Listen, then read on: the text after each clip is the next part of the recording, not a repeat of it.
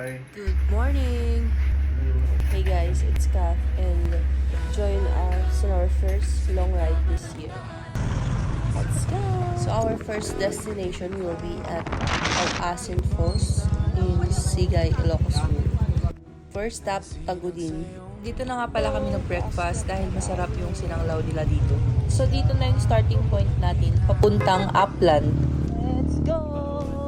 Al-Asin Falls is known to be the tallest waterfalls in Ilocos Sur.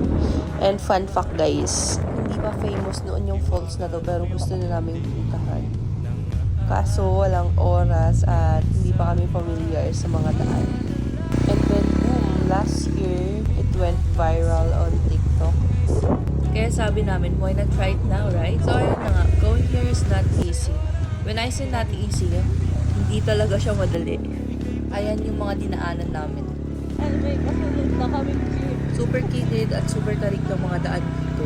Kaya kailangan mga bihasa talaga yung mga driver ninyo. At first kala namin naligaw na kami. Pero going up, nakita namin yung jeep na to. Kaya sinundan na namin. May small community ka pala na nagdadaanan dito. So pagkatating namin sa taas, may mga nakita na rin kami mga riders na papunta rin dito. It took us 1 hour to reach the jump-off area. Kaya yan, marami na nga kami nadatnan na jeep.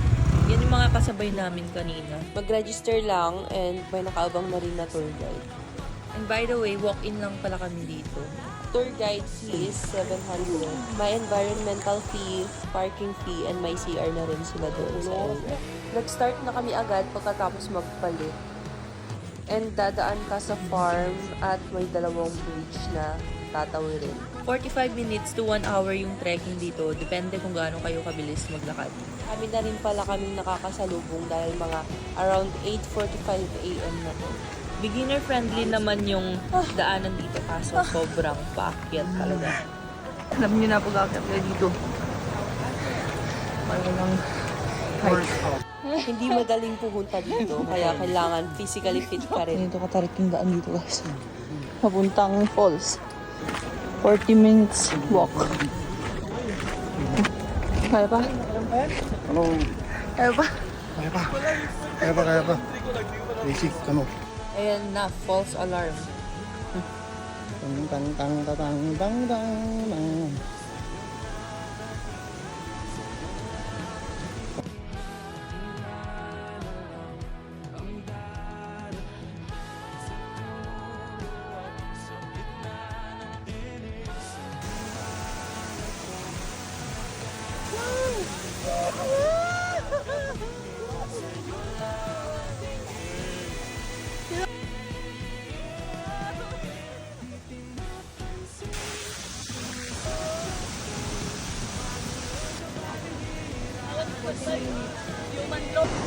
So this is it. Welcome to the famous Al-Asin Falls. Dito lang yan sa Ilocos Sur, guys. Diba? Ang ganda! Grabe, sobrang ganda. Naswertehan natin malakas yung tubig, kaya ayan. And weekend, kaya expected na maraming tao.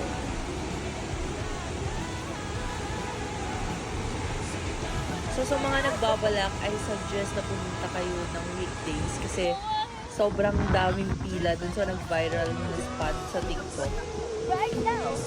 So ayan, sobrang lakas ng falls kahit hindi ka pa naliligo, basa ka na. Malakas kasi yung shower nito. Ayan, kanya-kanya nang hanap ng spot kasi sobrang daming tao sa mismong nag-viral na video. At ingat lang din at baka ikaw pa yung maging kwento. So after namin mag-take ng mga pictures, bumaba na kami para maligo. Aura lang tayo saglit and then bye-bye na. Bye!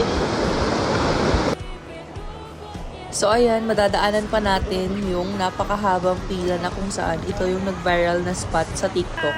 We wanted to stay longer, kaso hindi na namin magpaalam dahil magra-rides pa kami papuntang Mountain Province. Yes, tapos na. Last wave na to. Yeah. Ow!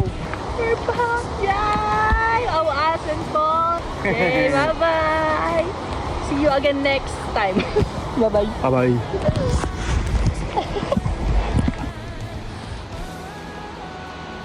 dinadaanan pala natin na tubig na to ay ang pinanggagalingan ng falls. So, ibig sabihin na sa taas tayo ng falls bago pa tayo bumaba. Ito pala yung view ng tulay na madadaanan natin. So, advice ko lang para sa mga pupunta pa lang. It's better to book on weekdays, not on weekends. Kasi sobrang daming tao talaga. And ang hirap makipagsabayan mag-picture. Lalo na sa mga Instagram wall tips dyan.